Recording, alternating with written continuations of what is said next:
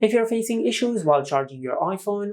So in this video, I will show you how you can fix all your charging issues. The first thing first, just check the charging cable of your iPhone and check if it is damaged or not. If the charging cable is damaged, just try to use another cable and check if your issue is fixed or not.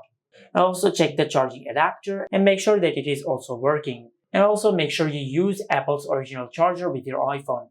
Because if you use a third-party charger or if you use a charger which is not supported by Apple, not only this will cause charging issues, but this will also harm your iPhone.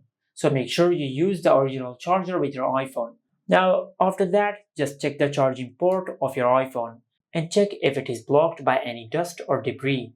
If it is blocked by any dust or debris, just use a soft brush and clean the charging port of your iPhone.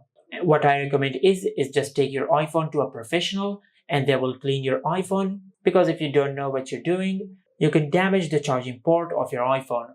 Now, if you have done that and if this did not work, then just perform a force restart on your iPhone. For that, just press and release the volume up button and the volume down button. Then quickly press and hold the side button until the screen goes black and the Apple logo appears on the screen. Once the Apple logo appears on the screen, just release the side button. After the force restart is completed, then just check if your issue is fixed or not. If your issue is still not fixed, then just follow the next method. For that, just go to Settings, and under Settings, just tap on General. Under the General Settings, just tap on Software Update and check if you have any software update available or not.